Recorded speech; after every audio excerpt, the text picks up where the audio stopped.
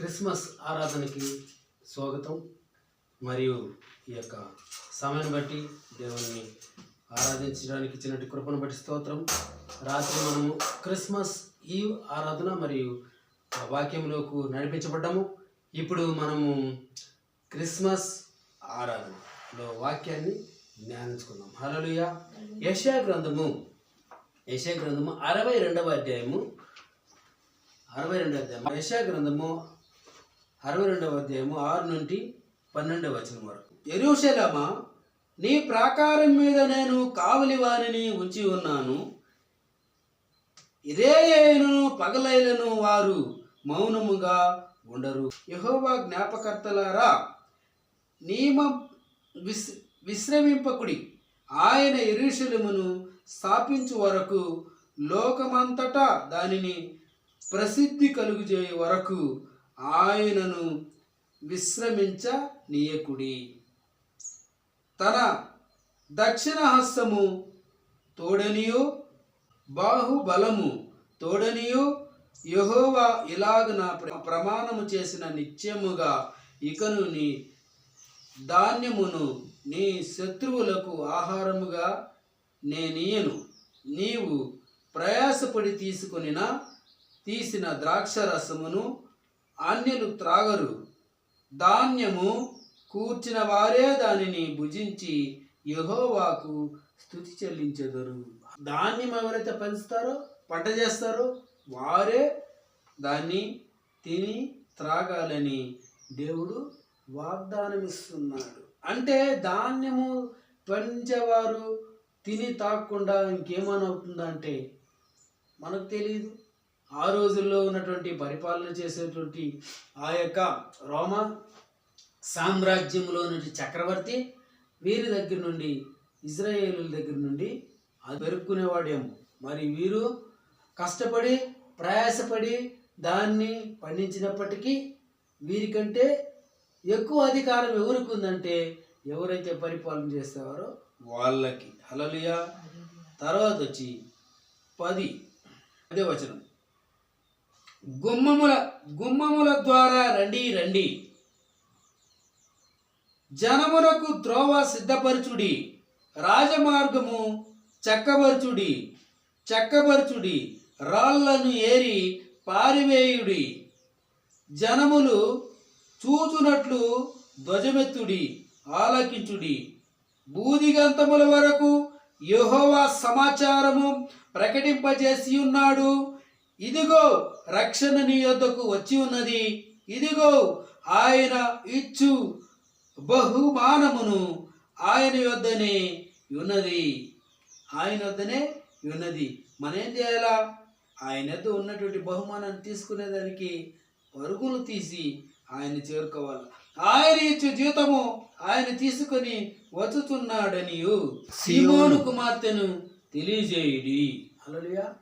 సీయోను కుమార్తెకు తెలియజేయుడి అంటే పరిశుద్ధ ప్రజలనియు యెహోవా విమోచించిన వారనియు వారికి పేరు పెట్టబడెను. పరిశుద్ధ జనమనియు యెహోవా విమోచించిన వాడనియు వారికి పేరు పెట్టబడును. యెరూషలేమా, ఆశింపదగిన దానివనియు విసర్జింపడని పట్టణమనియు నీకు పేరు కలుగును. యెరూషలేమా, ఆశింప తగిన దానివనియు విసర్జింపబడని పట్టణమనియు నీకు పేరు కలుగును. హల్లెలూయా. ఆశింపదగిన దానిని విసర్జింపబడినటువంటి పట్టణం అంటే విలువైన పట్టణం. ఎవరైతే ఆశిస్తారో వాళ్ళకి దొరికే ఒక బిడ్డగా. హల్లెలూయా, స్తోత్రం. మరియు మనము 2వ వాక్యానికి వెళ్దాము. కీర్తనలు 97. 97వ కీర్తనలో 1, 2 వచనాలు చదువుకున్నాం. యెహోవా రాజ్యము చేయుచున్నాడు, భూలోకము ఆనందించునుగాక, దీపములనియు సంతోషించునుగాక. మేఘాంధకారములు ఆయన చుట్టూ నుండును. నీతి న్యాయములు ఆయన సింహాసనమునకు ఆధారము. హల్లెలూయా. ఆయన సింహాసనానికి నీతి న్యాయములు ఆయన సింహాసనానికి ఆధారం. మంచి ఒక మనకు ఆధారముగాను శాంతి సమాధానము, రాత్రి చదువుకున్న ప్రకారము శాంతి సమాధానము లేని వారికి ఆయన సమాధానకర్తగా వచ్చినాడు. హల్లెలూయా. మరియు తీతుకు రాసిన పత్రిక 3వ అధ్యాయము 4 నుండి 7 వచనాలు. ఒకని చేత కట్టబడు సమస్తమును కట్టినవాడు. హల్లెలూయా. ఒకని చేత కట్టబడును నీ సమస్తమును కట్టినవాడు దేవుడే. ఇంటి కంటే దానిని కట్టిన వాడెక్కడ ఘనత పొందినట్టుగు ఈయన మోషే కంటే ఎక్కువ మహిమకు అర్హుడుగా ఎంచబడెను. ఇప్పుడు వచ్చి దేవుడే ఇంటి కంటే దానిని కట్టిన వాడెక్కడ. ఇంకొకసారి చదువుకున్నాము 4వ వచనం. ఒకని చేత కట్టబడును సమస్తమును కట్టినవాడు దేవుడే. ఇంటి కంటే దానిని కట్టిన వాడెక్కడ ఘనత పొందినట్టు ఈయన మోషే కంటే ఎక్కువ మహిమను అర్హుడుగా ఎంచబడిను. యేసయ్య మోషే కంటే ఎక్కువగా మహిమ గలవాడుగా ఎంచబడిను. మరియు ముందు చెప్పబోవు సంగతులు సాక్షాత్కార్యముగా మోసే పరిచారకుడై ఉండి దేవుని ఇల్లంతటిలో నమ్మకముగా ఉండెను. మోషే ఏం చేశాడు? ఒక దేవుని యొక్క ఇంట్లో నమ్మకమైన వాడుగా ఉండెను. అయితే క్రీస్తు కుమారుడై ఉండి ఆయన ఇంటి మీద నమ్మకముగా ఉన్నాడు. హల్లెలూయా. ఇంటి మీదనే నమ్మకంగా. మోషే ఎలాగా? ఆయన ఇంటిలో నమ్మకమైన వాడుగా ఉన్నాడు. హల్లెలూయా. ఇక్కడ క్రీస్తు ఎలా ఉన్నాడు? ఇంటి మీదనే నమ్మకమైన వాడుగా ఉన్నాడు. కాబట్టి ఆ క్రీస్తు యొక్క ఇంటిలో మోషే ఒకడుగా నమ్మకమైన వాడుగా ఉన్నాడు. హల్లెలూయా. స్తోత్రములు. అయితే క్రీస్తు కుమారుడై ఉండి ఆయన ఇంటి మీద నమ్మకముగా ఉన్నాడు. ధైర్యము నిరీక్షణ వలని ఉత్సాహమును తుదమట్టుకు స్థిరముగా చేపట్టిన ఎడల మనమే ఆయన ఇల్లు. హల్లెలూయా. మనము ఆ ఇల్లు ఎవరంటే మనం. హల్లెలూయా. ఆ ఇల్లు మనమంట. ఎలా ఉండాలా? ఆ ఇల్లు మనమై ఉండాలంటే అయితే క్రీస్తు కుమారుడై ఉండి ఆయన ఇంటి మీద నమ్మకముగా ఉన్నాడు. ధైర్యము నిరీక్షణ వలని ఉత్సాహము తుదమట్టుకు స్థిరముగా చేపట్టినది. మనము ధైర్యంగా ఉండాలి, నిరీక్షణ కలిగి ఉండాలి, ఓపిక ఉండాలా, మరియు ఉత్సాహమును కలిగి ఉండాలా. అది ఎంతవరకు ఉండాలా? కొంతకాలం కాదు, తుద ముట్టు వరకు. హల్లెలూయా. చివరి దాకా ఆ ఉత్సాహం ఉండాలి, చివరి దాకా ఆ ధైర్యం ఉండాలి, చివరి దాకా ఆ నిరీక్షణ ఉండాలి. అది కూడా స్థిరముగా చేపట్టిన ఎడల మనమే ఆయన ఇల్లు. మరి పరిశుద్ధాత్మ ఇల్లు పరిశుద్ధాత్మ ఇట్లు చెప్పుచున్నాడు. హల్లెలూయా. హల్లెలూయా. ఆయన పరిశుద్ధాత్మ యేసు ప్రభు పరిశుద్ధాత్మ ద్వారా మనకు ఇది బయలుపరిచి ఉన్నాడు. హల్లెలూయా. స్తోత్రం. ఇది ఎంతో మట్టుకు మనకు ఉపయోగకరంగా ఉండును. మరియు ఇది హెబ్రీయులకు రాసిన పత్రిక 3వ అధ్యాయము నేను 4 నుంచి 7 వరకు చదివినాను. తీతు అని చెప్పాను కానీ హెబ్రీ చదివాను. ఇప్పుడు తీతు చదువుతాం. హల్లెలూయా. తీతు ఇది ఒక పేపర్లో ముందుకు వెళ్ళిపోయింది. కాబట్టి మనం తీతు 3వ అధ్యాయం 4-7 చదువుతాం. 3:4-7 మన రక్షకుడైన దేవుని యొక్క 3వ అధ్యాయం 4వ వచనము, మన రక్షకుడైన దేవుని యొక్క దయయు మానవుల ఆయనకున్న ప్రేమయు ప్రత్యక్షమైనప్పుడు మనము నీతిని అనుసరించి చేసిన క్రియల మూలముగా కాక తన కనికరం చొప్పున పునర్జన్మ సంబంధమైన స్నానము ద్వారా పరిశుద్ధాత్మ మనకు నూతన స్వభావమును కలుగుచేయటం ద్వారా మనలను రక్షించెను. హల్లెలూయా. ఇంకొకసారి చదువుకుంటే ఈ వచనాన్ని, రక్షకుడైన ప్రభు యొక్క దయయు మానవుల ఎడల ఆయనకున్న ప్రేమయు ప్రత్యక్షమైనప్పుడు మనము నీతిని అనుసరించి చేసిన క్రియల ద్వారా కాక తన కనికరము చొప్పునే పునర్జన్మ సంబంధమైన స్నానము ద్వారా పరిశుద్ధాత్మ మనకు నూతన స్వభావం కలిగజేయట ద్వారా మనలను రక్షించెను.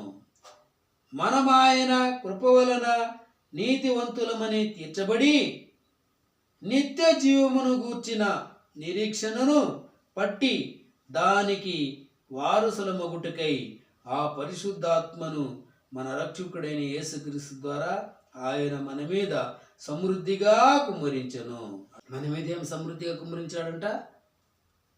దానికి వారసులమైన అంటే మనమాయన కృప వలన నీతివంతులమని తీర్చబడి నిత్య జీవమును గూర్చిన నిరీక్షణను బట్టి దానికి వారసులగుటకు ఆ పరిశుద్ధాత్మను మన రక్షకుడైన యేసుక్రీస్తు ద్వారా ఆయన మన మీద సమృద్ధిగా కుమ్మరించెను. పరిశుద్ధాత్మ ఎందుకు కుమ్మరిస్తున్నాడంటే మన పైన మనము ఆయన యొక్క కృపలో నడిపించబడటకు. మనం తప్పిపోతామేమో అని చెప్పేసి. హల్లెలూయా. మనం తప్పిపోకుండా పిలువబడిన వారు తుదవరకు ఆ హెబ్రీయులకు రాసిన పత్రిక 3వ అధ్యాయం 4-7 వరకు ఏం చదువుతున్నాం అది మనం అనుకోలేదు, కానీ ఆటోమేటిక్గా పరిశుద్ధాత్మ దాన్ని ఒక పేపర్ ముందుకు తిప్పి అక్కడ తీసుకెళ్ళింది. అదే అంటే తుదవరకు. హల్లెలూయా. చివరి దాకా, 1 రోజు 2 రోజులు కాదు, చివరి దాకా మనము ఆయన యొక్క నీతిని ఆయన కృపను మోసుకుని వెళ్ళడానికి ధైర్యముగాను నమ్మకంగాను మనం పనిచేయాలి. హల్లెలూయా.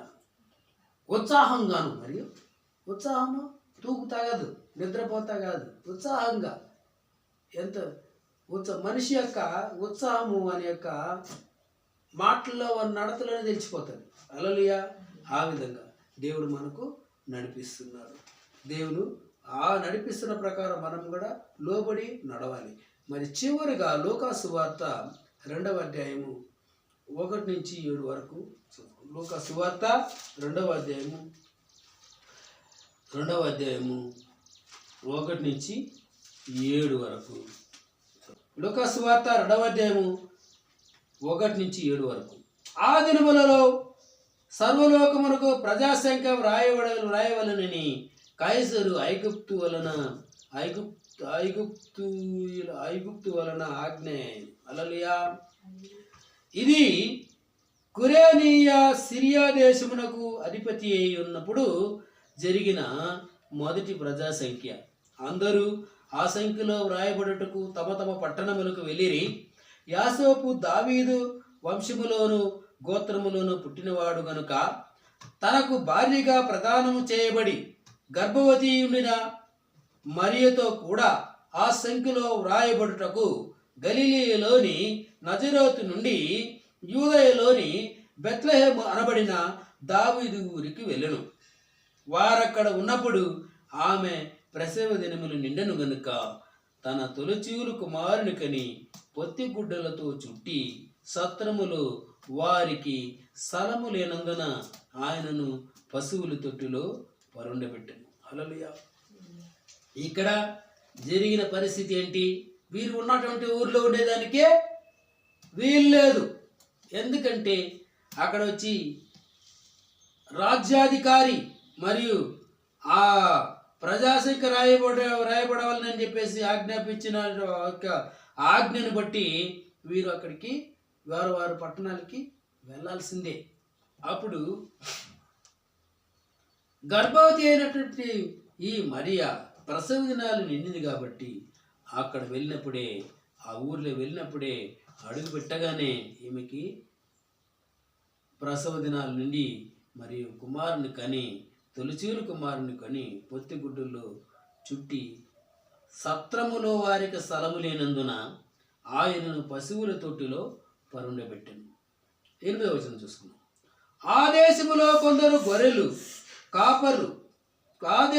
కొందరు గొర్రెల కాపరులు పొలములో ఉండి రాత్రి వేళ తమ మందను కాచుకొనుచుండగా ప్రభుదూత వారి యొద్దకు వచ్చి నిలిచెను. ప్రభు మహిమ వారి చుట్టూ ప్రకాశించినందున వారు మిక్కిలి భయపడిరి. ఇక్కడ వర్తమానాన్ని తీసుకెళ్తున్నాడు దేవుడు. ఆ దేశంలో గొర్రెల కాపరులు పొలములో ఉండి రాత్రి వేళ తమ మందను కాచుకొనుచుండగా, అంటే మందను కాచుకొనుచుండగా వారు మందను కాచే వాళ్ళు రాత్రిపూట దొంగలు దోపుడుదారులు పడి ఆ యొక్క గొర్రెలను దొంగతనం చేసుకొని పోకుండా వీరు ఒక గుంపు, ఒక నలుగురుంటే ఇద్దరు కాపలా ఉండడము, ఇద్దరు నిద్రపోవడం. ఈ విధంగా రాత్రి అంతా కూడా ఒక ఇద్దరు ముగ్గురు మెలకుగా ఉంటే మిగిలిన వాళ్ళు నిద్రపోయేవాళ్ళు. ఇప్పుడు మెలకుగా ఉండే వాళ్ళతో దేవుడు మాట్లాడిన విషయాలు చూద్దాం. హల్లెలూయా. దావీదు పట్టణమందు నేడు రక్షకుడు మీ కొరకు పుట్టి ఉన్నాడు. హల్లెలూయా. ఇప్పుడు ఏం చేస్తున్నాడు? వారు మందను కాచుకొంచున్నారు. ఇక్కడ మందను కాచుకొంచుగా నేను 8వ వచనానికి వెళ్తాను. ఆ దేశంలో కొందరు గొర్రెల కాపరులు పొలములో ఉండి రాత్రి వేళ తమ మందను కాచుకొంచుండగా ప్రభుదూత వారి యొద్దకు వచ్చి, హల్లెలూయా, ప్రభుదూత వారి యొద్దకు వచ్చి నిలిచెను. ప్రభు మహిమ వారి చుట్టూ ప్రకాశించినందున వారు మిక్కిలి భయపడిరి. అయితే ఆ దూత, భయపడకుడి, ఇదుగు ప్రజలందరికీ కలుగబోవు మహా సంతోషకరమైన సువర్తమానమును నేను మీకు తెలియజేయుచున్నాను. మీరు భయపడాల్సిన అవసరం లేదు. మిమ్మల్ని భయపడించేదానికి నేను రాలేదు. మీకంత సువర్తమానాన్ని తెలియజేసేదానికి వచ్చాను. దావీదు పట్టణ, అదేంటంటే దావీదు పట్టణమందు నేడు రక్షకుడు మీ కొరకు పుట్టి ఉన్నాడు. ఎవరి కొరకు? మీ కొరకు. ఆయన ప్రభు అయిన క్రీస్తు. దానికి అదేమి ఆనవాలు. ఒక శిశువు పొత్తిగుడ్డతో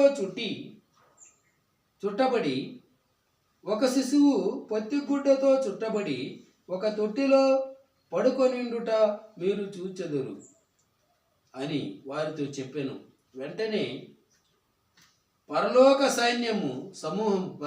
సైన్య సమూహము ఆ దూతతో కూడా నుండి సర్వోన్నత స్థలములలో దేవునికి మహిమయు ఆయనకు ఇష్టలైన మనుషులకు భూమి మీద సమాధానమును కలుగునుగాక అని దేవునికి స్తోత్రములు చేయుచుండిరి. ఇవన్నీ కూడా సినిమాలాగా చూస్తున్నారు వీళ్ళు. ఎక్కడ జరుగుతుంది ఈ సినిమా స్టోరీ?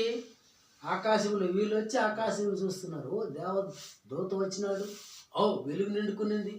మరేమి దూత క్రీస్తు మీ కొరకు దావీదు పట్టణంలో పుట్టినాడు అని చెప్పినాడు. తర్వాత వెంటనే ఏమైపోయింది? ఆ దేవదూతతో పాటు వెనక నుండి వేల కొలది, లక్షల కొలది దేవదూతలు అక్కడ స్తుతిస్తున్నారు. మహోన్నత స్థలములలో మా పరలోక సైన్యము సమూహము దూతతో కూడా నుండి సర్వోన్నతమైన స్థలములో దేవునికి మహిమయు ఆయనకి ఇష్టమైన మనుషులకు భూమి మీద సమాధానం కలుగునుగాక అని దేవునికి స్తోత్రములు చేయుచున్నది. మహిమ సర్వోన్నత స్థలములలో దేవునికి మహిమ. ఆయనకి ఇష్టమైన వాళ్ళు, ఒకవేళ నీవు నేను ఆయనకి ఇష్టమైన వాళ్ళంటే వాళ్ళకి వచ్చిన సమాధానం ప్రతి ఒక్కరికి కాదు. హల్లెలూయా. ఆ దూతలు తన యొద్ద నుండి పరలోకమునకు వెళ్ళిన తర్వాత ఆ గొర్రెల కాపరులు జరిగిన ఈ కార్యమును ప్రభు మనకు తెలియజేసి ఉన్నాడని తలచి మనము బెత్లెహేమునకు వెళ్ళి దూతను మన బెత్లెహేమునకు వెళ్ళి ఆ యొక్క పుట్టిన కుమారుని చూతుము రండని ఒకరితో ఒకడు చెప్పుకొని త్వరగా వెళ్ళి మరియా యేసేపును తొట్టిలో పండుకొని ఉన్న ఆ శిశువును చూచి, ఎవరిని చూశారు? మరియను చూసినారు. యేసేపుని చూసి పండుకొని ఉన్నటువంటి ఆ శిశువును కూడా చూచారు. వారు చూచి ఈ శిశువును గూర్చి తమతో చెప్పబడిన మాటలు ప్రచురము చేసి, వాళ్ళు అక్కడ పోయే కొద్దికి ఊరికే ఉంటారు కదా, వీరు ఎట్లా వచ్చారు, ఎందుకు వచ్చారు, ఎవరు చెప్పారు, అవన్నీ కూడా ఒక స్టోరీ లాగా చెప్తూ ఉన్నారు. చెప్పే కొద్దికి గొర్రెల కాపురులు తమతో చెప్పిన సంగతులన్నిటినీ కూర్చి కూర్చుని చెప్పే కొద్దికి విన్నవారందరూ మిక్కిలి ఆశ్చర్యపడారు. దేవుడు అలాగే చేశాడా, ఇది చాలా అద్భుతము అని చెప్పేసి ఆశ్చర్యపడేది. అయితే మరియా ఆ మాటలన్నీ తన హృదయములో తలపోసుకొనుచు భద్రము చేసుకొనెను. అంతటా గొర్రెల కాపురులు తమతో చెప్పబడినట్టుగా తాము విన్న వాటిని కన్న వాటిని కూర్చి దేవునికి మహిమపరచుచు స్తోత్రములు చేయుచు తిరిగి వెళ్ళిరి. హల్లెలూయా. తిరిగి వెళ్ళిరి. ఇప్పుడు తిరిగి వెళ్తుండగా వాళ్ళకు ఎంతో ఒక సంతోషం. హల్లెలూయా. సంతోషంగా తిరిగి వెళ్ళి దేవుని యొక్క సన్నిధికి వచ్చినటువంటి బిడ్డలు ఎప్పుడు సంతోషంగానే తిరిగి వెళ్తారు. హల్లెలూయా. ఆ గొర్రెల కాపురులు ఎంత దూరం నుంచి ప్రయాణం చేసి వచ్చినారు, ప్రయాసపడి ఎందుకు వచ్చినారు? దేవుని సన్నిధికి వచ్చారు. హల్లెలూయా. ఆ పుట్టినటువంటి రారాజును చూసేకి వచ్చారు. హల్లెలూయా. చూసిన తక్షణము వాళ్ళకి సంతోషమైంది. మరి సమాధానంతోనూ వారు వచ్చి ఆయన స్తుతిస్తూ ఏం చెప్తున్నారు? ఆ గొర్రెల కాపులు తమతో చెప్పబడినట్టుగా తాము విన్న వాటిని కన్న వాటిని గురించి దేవుని మహిమపరుచుతూ స్తోత్రములు చేస్తూ సంతోషంగా తిరిగి వెళ్ళారు. ఈరోజు కూడా వచ్చినటువంటి మనం అందరం కూడా ఆయన సన్నిధికి వచ్చినాము. ఆయన చూచి ఆయన చెప్పిన మాటలన్నింటినీ, బైబిల్ ద్వారా మనకు బోధించిన వాటిని తెలియజేసిన వాటిని మన హృదయంలో ఉంచుకొని మనం సంతోషంగా ఇంటికి వెళ్దాం. హల్లెలూయా. స్తోత్రం. లేచి నిలబడదాం. ఆయనకు మహిమ, మనకు సమాధానం. అని చెప్పిన ప్రకారం సమాధానం నిండుగా మన జీవితాల్లోనూ, మన యొక్క పనుల్లోనూ, మన యొక్క భవిష్యత్తులోనూ నిలిచి ఉండుగాక. ప్రార్థన చేసుకుని మహోన్నత పరమ తండ్రి స్తోత్రం. మీకే మహిమ ఘనత ప్రభావం చేస్తుంది. ఇంతవరకు ఈ యొక్క క్రిస్మస్ ఆరాధనలు వాక్యంతో మీరు మాట్లాడిన విధానం బట్టి స్తోత్రము. మీకే మహిమ ఘనత ప్రభావం చేస్తుంది. ఇంకను రానున్న రోజుల్లో దేవా తండ్రి, ఈ గొర్రెల కాపురులు వచ్చినటువంటి బిడ్డను వచ్చి చూడవలసినటువంటి బిడ్డను చూసిన తర్వాత దేవా తండ్రి, వారు సంతోషముగా దేవుని మహిమపరుస్తూ వారి ఇండ్లకి వెళ్ళారు. అదేవిధంగా దేవతండ్రి, మేము కూడా దేవతండ్రి మా యొక్క భవిష్యత్తులో దేవతండ్రి మీరు చేయబోతున్న అన్ని విషయాల్లోనూ మేము చిత్తబద్ధులుగా నడిచిన మొత్తం మాకు బలపరచని నడిపించండి. మీకు కృతజ్ఞత తెలుస్తూ ప్రతి ఒక్క పనిలోనూ, ప్రతి ఒక్క విషయంలోనూ, ప్రతి ఒక్క ముందు ఉన్నటువంటి ఆ యొక్క అనేకమైనటువంటి కార్యక్రమంలోనూ దేవతండ్రి, చర్చిలోను, చర్చి సేవలోను, మరియు పనుల్లోనూ, ఉద్యోగంలోనూ, మరియు సంపాదన నిమిత్తం ప్రయాసపడే వ్యాపారంలోనూ మేము మీకు కృతజ్ఞత తెలియజేస్తూ ముందుకెళ్ళడానికి మాకు సహాయం చేయండి. మీకు మహిమ ఘనత ప్రభావం మా ప్రభు రక్షకుడు యేసుక్రీస్తు దేవుని ప్రార్థించి వరకున్నాను దేవతండ్రి. ఆమేన్. నా ప్రాణమయ యెహోవాను సంతించుము, నా అంతరంగ సమస్తమైన పరిశుద్ధామను సంతించుము, నా ప్రాణమయ యెహోవాను సంతించుము. ఆయన చేసిన మేలు దేన్ని మనకు తండ్రి యొక్క ప్రేమయు, కుమారుని కృపయు, పరిశుద్ధాత్మ యొక్క అన్యాయ సహజం ఎప్పటికీ సదాకాలము ప్రభు రాకడ రెండవ రాకడ వచ్చు వరకు శిరస్థాయిగా పరిశుద్ధులు అందరితో నిలిచి ఉండడం కాక. ఆమేన్. వందనాలు. மங்காளம் போரிடுவோம், நல்ல சங்கீதம் பாடிடுவோம். மங்காளம் போரிடுவோம், நல்ல சங்கீதம் பாடிடுவோம். தினம் கூறிடுவோம், தினம் பாடிடுவோம், தினம் கூறிடுவோம், தினம் பாடிடுவோம். இயேசுவை கொண்டாடிடுவோம்.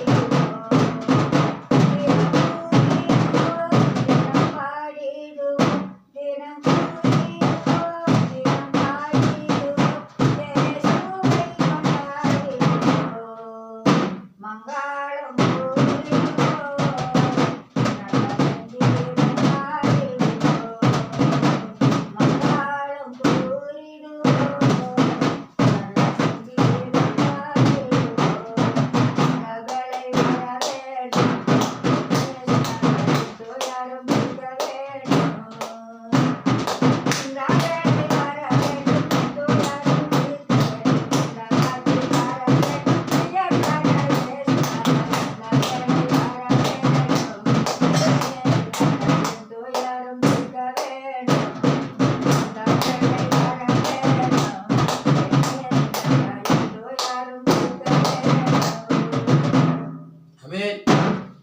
వందనమే సుదేవా, నీకెన్నాడు వందనమే సుదేవా.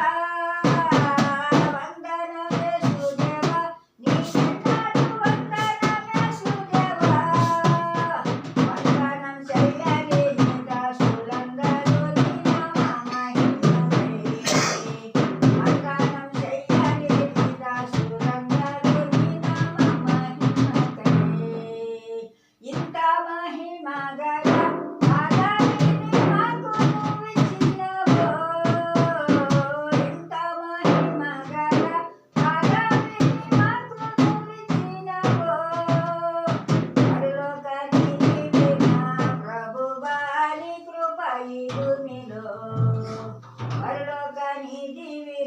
ప్రభువాని కృప ఈ భూమిలో. వందనమే సుదేవా, నీకెన్నాడు వందనమే సుదేవా. వందనమే సుదేవా, నీకెన్నాడు వందనమే సుదేవా. వందనం చెయ్యని నీ దాసులందరూ నీ నామమహిమకై. హల్లెలూయా. వందనాలు.